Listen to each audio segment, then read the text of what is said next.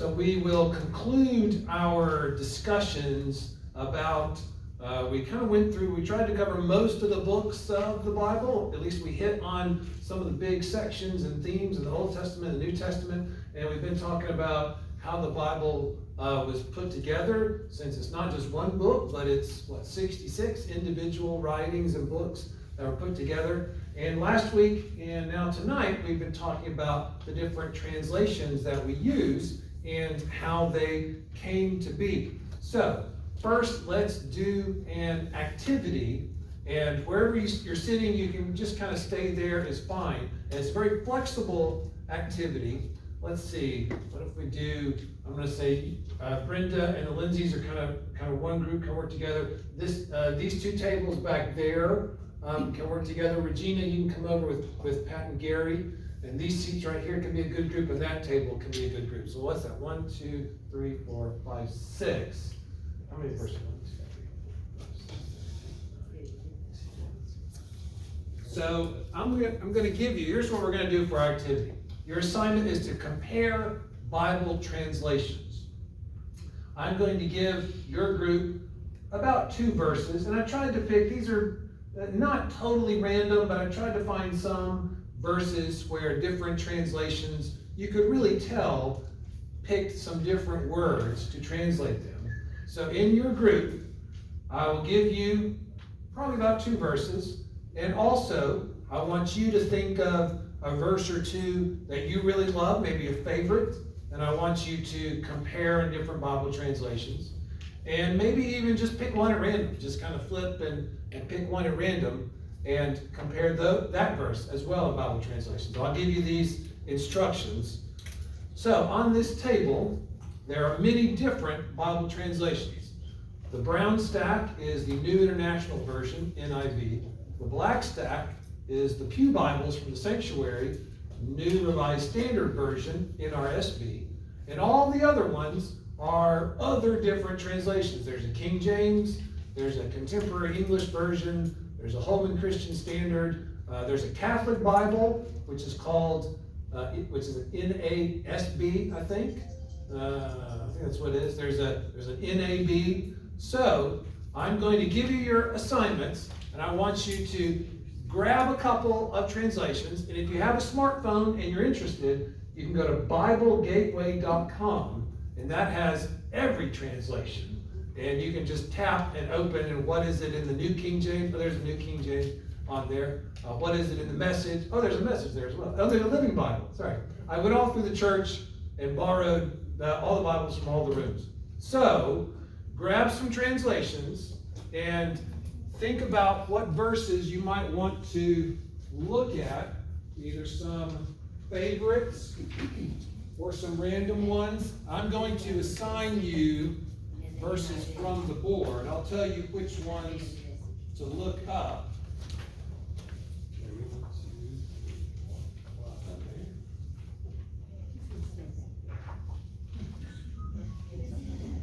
If you want to grab other Bible translations from the table, then knock yourself out.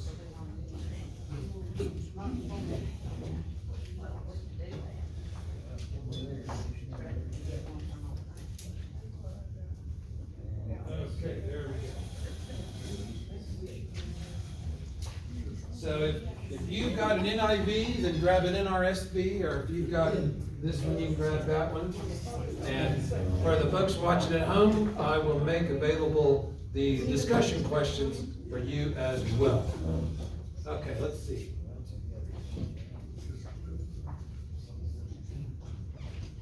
Okay, good. All right. What about Brenda and the Lindsays? You take these right here, okay? And Spivey's and Ann, you take these 2 right here. And if you can't see my chicken scratch handwriting from afar, let me know. I'll call it out. Let's see, this table, Dottie and the Gibsons and the Locketts.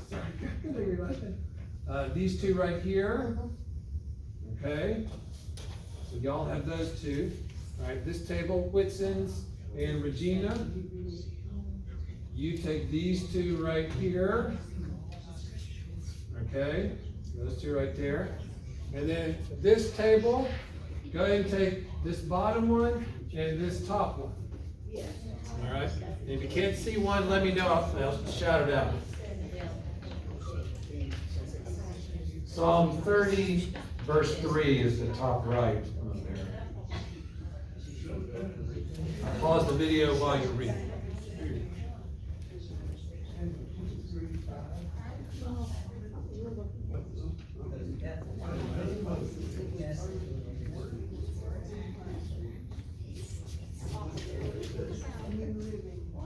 All right, well, let's come back together and hear some different things that you all noticed. And I definitely wanted these instructions to be very flexible and open so that you can take them home and maybe look up on BibleGateway.com, or if you have some different translations in your house, kind of use this exercise the next time you're getting ready for a Bible study or Sunday school or worship, or just doing your personal devotional reading and just kind of thinking about and looking at different translations. So take these activity discussions home with you and continue comparing and looking. All right, well, let's hear from this group. What are some differences or similarities that you noticed? And I will say, most of the time, it's pretty similar. And the differences are just going to be in word choice, synonyms, maybe after or behind, or, forward or ahead, or something like that. Just kind of a difference in synonyms. So the differences are usually not very big, but it might read a little smoother or rougher. So what did you think? What kind of differences did you notice? Well, in John 3:9, in the National International Version, it was, once that you're saved, once you're saved, you're always saved. It's, that once a person has been turned over to, once a person has turned himself to God, it can't be taken away from them. Her verse, what was yours from? The New Living. And the verse is the same thing. And I was telling them, it goes back from the time we were children, they told us that in the farm, you could take a little pig and clean him up, put a ribbon on him, but the minister would turn him loose, he could go right back to the unless you take a little lamb and clean her up, put dirt on her, and get her dirty. She's gonna go straight, the minister turn her loose, she's gonna go straight to the pond and get clean. And it's sort of the same way, that once you've been clean, you're not gonna stay in the mud. You're not going back in. Did you have any translations that you preferred over the other, or sounded easier to read, or anything stand out to you as you compared? We like both of these translations. They were very similar. And which ones were you all reading and comparing? NLT is one. Yeah. So the New Living Translation and the New International Version. So some differences maybe in word choice, but they were both, you both liked them well enough. Good. And then our next one was Malachi 3:10. Oh, good. You know, talk about that. Preachers don't normally want to say that. To bring ye all the tithes unto the storehouse, that there might be meat in mine house. Sure. They said, to be a good preacher, stay out of Malachi. Fair enough. But, Well, the more meat in church, for potluck lunches, the better. but from a personal experience, my wife and I could both say the same thing, that tithing was probably the best thing we've ever done in our life. Because everything else fell in line. And our home, our extra land, our farm, our vehicles, everything is taken care of, and our vehicles were taken care of after our home. So what did different translations, how do they treat that verse? NLT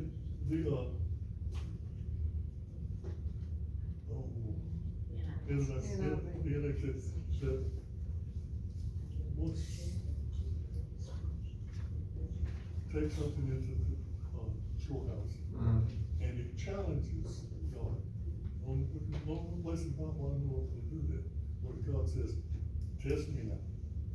See if I'll not fill it, your barns fill it, not how it's put, the open windows of heaven and pour the blessing, so blessings you will have room enough to receive. that was my take. Good, good, good, good. Okay, let's go to this table. What kind of differences or similarities did you all notice in some of the verses that you compared? They're pretty similar. Mhm. One is a children's Bible, Mm-hmm, and the other one is an NASB. mm-hmm. So, and pretty, so you wonder in these days, and I can see because everybody's trying to do everything, that would happen. That you'd see many of the Bibles pretty similar. Especially as scholarship improves and people have access to the same ancient manuscripts. Hundreds of years ago, you could just look online, to access ancient manuscripts. It was whatever you had. Yeah. I was looking at Genesis 4:7 with about 40 verses. It's interesting, it's about 3 sentences or so within the verse. Most of the time, the first sentence is a question, but sometimes it's translated as a statement. Oh, interesting. Which is interesting. Sometimes, most of the time, they use the word accepted. It's interesting, in the NASB, which is what I use, says, will your face not be cheerful? And the NASB 1995, the previous version says, will not your countenance be lifted up? And the King James says, will you not be accepted? But there's a difference. Yeah, that's quite a difference. Yeah. Quite a difference between the NASB versions. But just the fact that the first sentence, most of the time is a question, sometimes translated as a statement. Yeah, and that's one of the tricky things that translators have to decide, because ancient Hebrew and the ancient Greek manuscripts didn't have punctuation, didn't have a question mark or an exclamation mark or a period or comma, and they had to decide, well, that sounds like a question to me, and they put that in, and it has implications for how you read. And interesting to think about. Every punctuation that you see in our Bibles, some later translator had to deduce which punctuation mark would fit there. All right, this table in the middle, what were some of the differences or similarities or things that stood out to you when you were comparing different translations?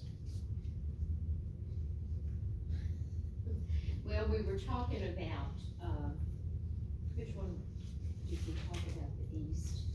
So the,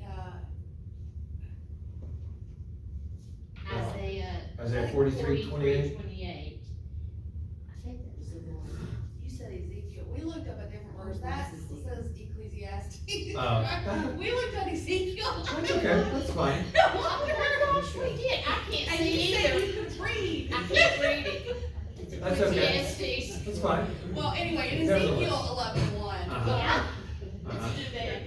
it was talking about a temple, and in one it said the east gate of the temple, and in the other one it said the gate of the temple that faces east. So is it a temple that has one gate that faces, like, the temple faces east, or is it a temple that has multiple gates and they went to the east gates? Yeah, tricky, Tricky, yeah. tricky, yeah.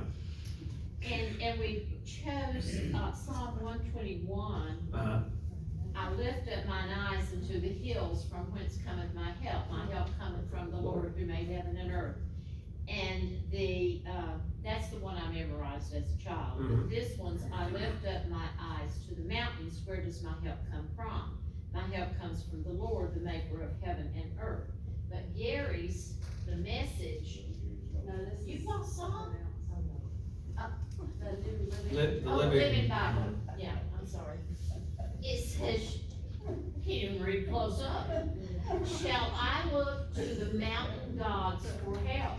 So Interesting. it didn't ask for a question completely. That is very different. And then it says, no, don't.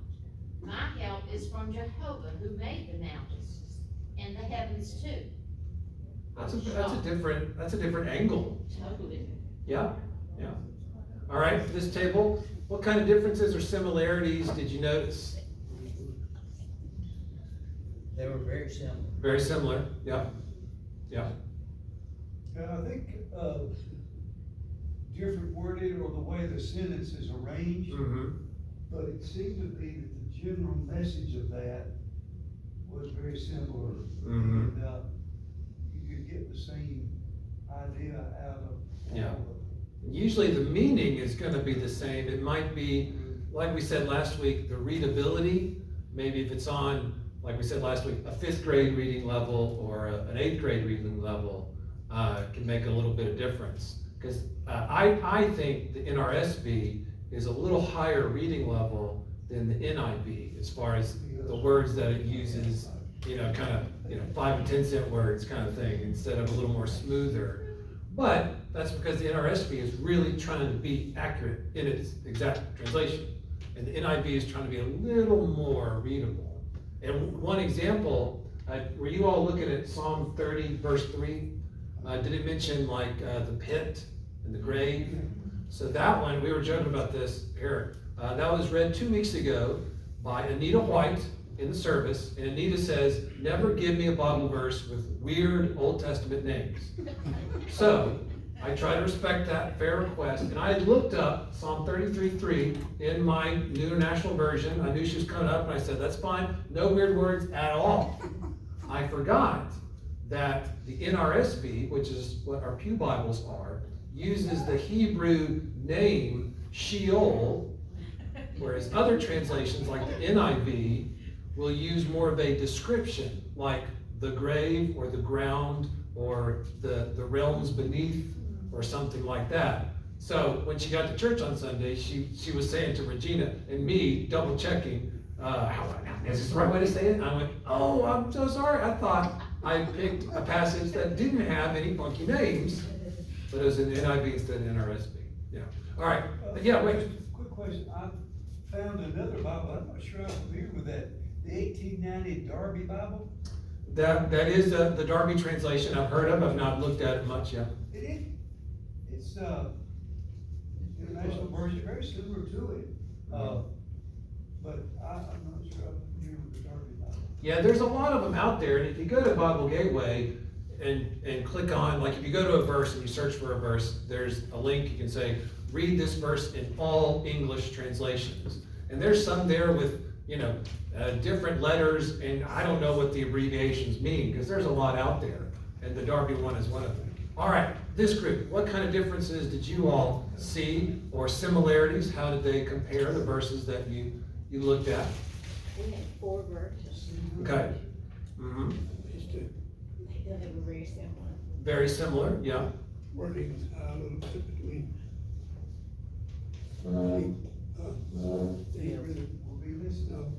The actual word. Like you said, it's synonyms. Mhm. One said the world, another outside the. One said nation, and one Yeah. said Gentile. Yeah. Uh-huh. Oh, one used Gentile and one used the nations. Okay, so that's a decision that the translators would have made. That must have been the Old Testament. Okay, so the Hebrew is a different word entirely. The Hebrew word is goy, and that just means everybody else, because they were Jewish and they wrote Hebrew, and goy just meant anybody else in the world who's not us. So that could be translated all the nations, or it can be translated with the word Gentiles, which just means people who aren't Jewish. And so when they got to that Hebrew word goy, would be one, that's one person, or goyim would be many. They had to decide, how shall we translate that Hebrew word? And there's different ways to translate it. Yeah. Yeah. The second, 1 Timothy 3:16, all 4 were very close. Good. Very little difference at all. Well, take this exercise home with you, like I said. And also, like we said last week, the answer to the question, what's the best Bible translation to use? Really, the answer is lots of them, so that you can get those different perspectives and different synonyms to give you a more rounded understanding of a verse or a passage. And that is how, we talked about this last 2 weeks, that is how humans can best discern the will and the message of God. is by inviting other people to work together, whether it's like a committee to translate a new translation, or the committee of church leaders that first debated and argued which writings to include in this New Testament. There was fierce debates. Some said we should include all these. Some said, no, we should only include these. And they had different criteria for that. And so they talked and they argued and they debated and they kind of compromised in the middle, but they had to hear from different viewpoints, because not one person will fully know the full will of God in our limited, finite understanding. So the best way for humans to better understand God's will and message is to work with others to get their perspective, to get their understanding. How do you see it from your angle? And maybe I'm seeing it from the opposite angle. But that tells us a little more about what's there. So, like I said, as you do, yeah, right. I'd like to say one thing there too. Several books in the Old Testament end with the statement, was not this recorded in the book or it's several books anyway. But that book is not in the Bible. That's right. You can't find it. It's not Yeah. there. There's a lot of references in our Bible to other books and writings that are not in our Bible. And it's a very interesting exercise to kind of look up what those are and to see what our Bible writers were referring to. Some chronicles and, record of wars or kings or something like that. Yeah, and a lot of New Testament writers will reference and even quote from some of the other letters that were going around, advice and instructions that were going around, that were ultimately decided to not include in our New Testament. But some were they made the honorable mention category of the Apocrypha. So some were included in the official testament and some were honorable mention, and they kind of keep them around in a separate section.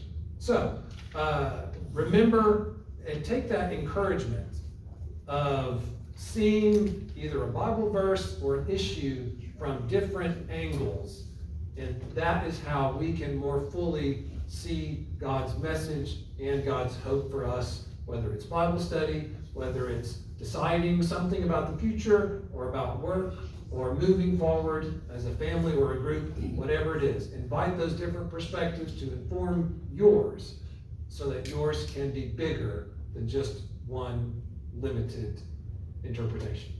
So, go in peace to love and serve the Lord, and have fun reading different Bible versions this week.